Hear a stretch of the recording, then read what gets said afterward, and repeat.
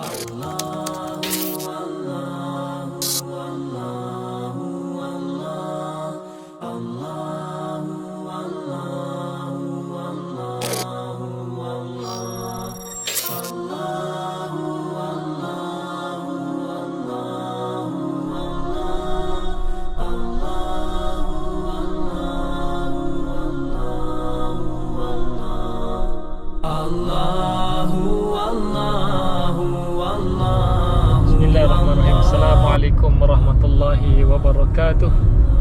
Alhamdulillah bertemu kembali kita di channel Abu Sarim. InsyaAllah tani saya saja santai-santai pada Ramadan yang ke-20. InsyaAllah sedikit nak berkongsi berkenaan dengan tentang nuzulul Quranul Karim. Kita ambil sikit beberapa kisah ataupun satu kisah je lah petang ni. Saja-saja kita duduk petang ni tak ada buat-buat, ni nak cerita mukjizat Al-Quran. Sebab itu bila kata mukjizat Al-Quran ni sesuatu yang begitu hebat. Kalau tak, mana mungkin orang-orang musyrikin Makkahul Mukarramah menuduh Nabi sallallahu alaihi wasallam sebagai seorang yang gila ataupun orang yang suka mengada-ngada sesuatu yang tidak ada. Yang mana Allah Ta'ala sebut dalam Quran Al-Karim, wa qala alladhina kafaru in hadha illa ifkun iftarahu wa a'anahu alaihi qaumun akharun. Di antara ayat yang Allah tunjuk yang mana orang kafir berkata apa? Ni orang musyrik Mekah duk cuba untuk mempertikaikan Nabi. Apa kata mereka? In hadha illa ifkun iftarahu. Dia kata ini benda ni, dia kata Quran yang Nabi duk baca, yang Nabi duk terima sebagai wahyu itu, yang Nabi sampai kepada orang Arab jahiliah pada ketika itu. Mereka kata ifkun. Ifkun ni apa ifkun? Ifkun ni sesuatu benda yang dibuat-buat. Iftarahu samalah benda yang direka-reka, yang tidak ada pun, yang mana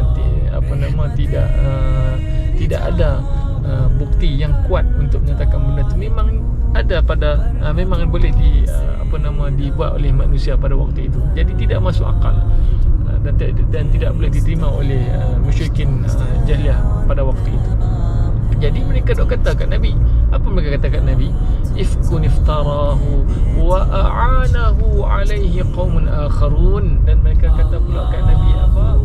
Mereka kata Nabi ni minta tolong orang lain. Wa a'anahu, ada orang lain yang tolong Nabi duk buat Quran tu. Jadi tu yang duk rasa macam kata macam manalah Nabi ni orang yang butuh huruf, orang yang tak tahu membaca, boleh nak mengarang ayat-ayat power ni, ayat-ayat yang hebat ni, senang kata boleh terpukau. Sebab itu pernah berlaku dalam satu riwayat kisah Tufail bin Amr radhiyallahu anhu, juga merupakan sahabat Nabi sebelum masuk Islam. Beliau ni seorang yang kaya raya, yang berada maknanya Tufail bin Amr ni orang Yaman. Bahkan disebut dalam riwayat kata bila orang Mekah ni pergi berniaga sampai ke singgah di kota Yaman, Tufail bin Amr ini adalah antara sahabat pada waktu itu, belum Islam lagi. Dia memang dah suka bersedekah. Mana-mana pedagang-pedagang luar yang datang pada waktu itu bolehlah datang ke singgah di rumah Tufail bin Amr. Orang kata boleh singgah, orang kata makan minum secara percuma. Nak cerita kayanya Tufail bin Amr sebelum Islam lagi dah begitu hebat dah. Jadi bila mana pedagang-pedagang Arab daripada Mekah ni waktu itu duk bercerita sesama mereka ni, lalu terdengar di telinga Tufail bin Amr pada waktu itu, apa dia yang didengarnya? Dia kata, orang duk cerita Muhammad ni kat Mekah tu, siapa yang duk dengar dia bercakap ni confirm terpukau. Siapa yang dengar Muhammad bercakapnya mesti kena pukau, macam kena sihir. Tu yang kata Tufail bin Amr ni, aku rasa macam tak logik, dia kata tak munasabah. Lepas tu dikatakan Tufail bin Amr ni juga merupakan seorang tokoh ahli bahasa di kota Yaman.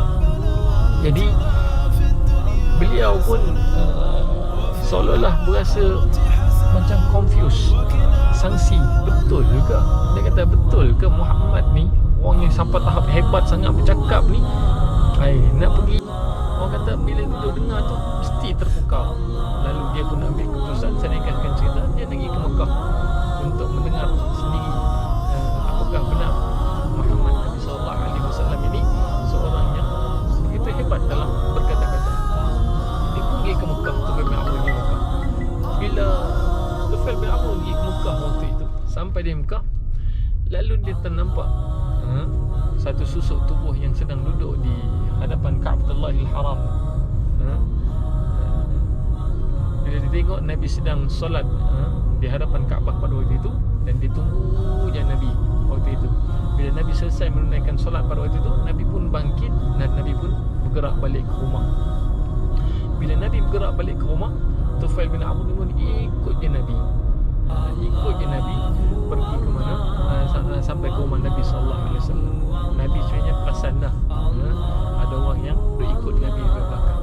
Bila sampai di rumah waktu itu, Nabi pun bila tengok Tufail bin Amr ni duk ikut Nabi waktu itu, Nabi pun tegur lah, kenapa kau mengikut aku sehingga sampai ke rumah aku pada waktu ini kan? Lalu apa kata Tufail bin Amr? Aku nak tanya ya, sebab ramai orang duk kata kamu ni bila cakap ni mesti terpukau.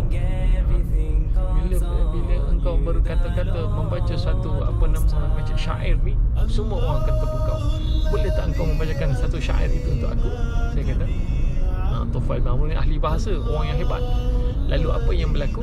Dalam riwayat sebut Nabi hanya sekadar membaca surah Al-Ikhlas, surah yang pendek je pun, surah yang simple, kita semua pun hafaz. Cuma tak tahulah kita yang duk biasa dengar surah Al-Ikhlas ni sampai menusuk hati jiwa kita tak seperti mana Tufail bin Amr. Bila mana Nabi pun membaca Bismillahirrahmanirrahim, Qul huwallahu ahad, Allahus samad, lam yalid wa lam yulad wa lam yakul lahu kufuwan ahad. Bila Nabi selesai membaca itu, Tufail bin Amr ni begitu terpegun. Dia kata, aku tak pernah mendengar satu syair begitu hebat yang mana boleh dibuat oleh mana-mana bangsa Arab pada waktu itu. Dan yang aku pelik dan aku sangsi pula, engkau itu orang yang buta huruf, tidak boleh membaca. Bagaimana boleh membacakan syair yang begitu hebat? Lalu Nabi menyebut ini adalah wahyu Allah, Al-Quran Al-Karim. Pada saat itu dikatakan bila mana Tufail bin Amr mendengar ayat daripada surah Al-Ikhlas pada waktu itu, maka akhirnya Tufail bin Amr memeluk Islam. Kita mengkaji surah Al-Ikhlas ini sebagai untuk mengambil iktibar sempena dengan nuzul Quran. Kenapa Tufail bin Amr sampai tahap dia boleh jatuh cinta dengan mendengar surah Qul Huwallah? Kita ada dengar surah Qul Huwallah ni macam tak ada apa. Kalau imam baca surah Qul Al-Ikhlas ni, siap kena kutuk pula lagi. Apa tuan imam ni baca surah pendek ni. Tapi bagi mereka yang berbangsa Arab seperti Tufail bin Amr, seorang yang cerdas akalnya, seorang yang hebat dalam berbahasa, senang kata sastrawan, maka dia memahami setiap bait ayat Al-Quran itu dengan begitu baik.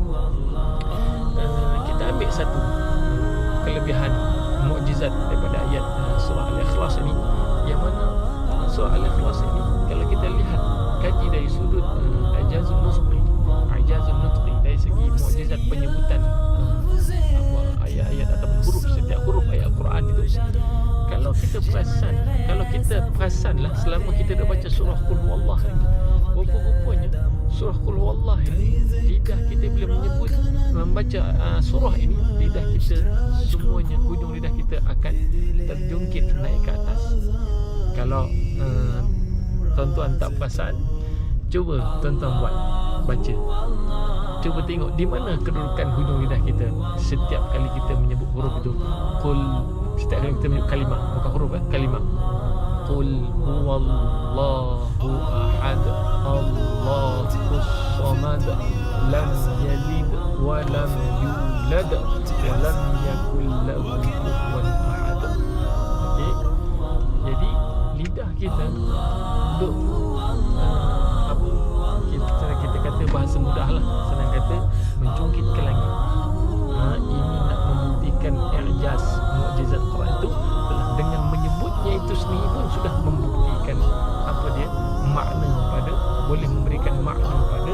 ayat tersebut sendiri, yang mana ayat itu menceritakan kepada tentang Allah Ta'ala yang maha agung, Allah yang maha satu, Allah yang maha bebas daripada segala penyamaan ataupun sekutu baginya. Jadi ini nak menunjukkan dalam menyebut ayat Quran itu juga sendiri telah membuktikan bahawa hebatnya Al-Quran Al-Karim. Kita nak cerita Abu Dzar Ghifari sebenarnya, tapi masa yang begitu singkat. Ustaz cerita pasal siapa tadi, Tufail bin Amru. Bagaimana Tufail bin Amru bila masuk Islam, maka insya-Allah kita ambil sikit iktibar tadi, jadikan pedoman untuk kita sempurna dengan nuzul Quran. Insya-Allah kita berjumpa kembali pada pertemuan akan datang, insya-Allah bila-bila di masa kelapangan yang lain.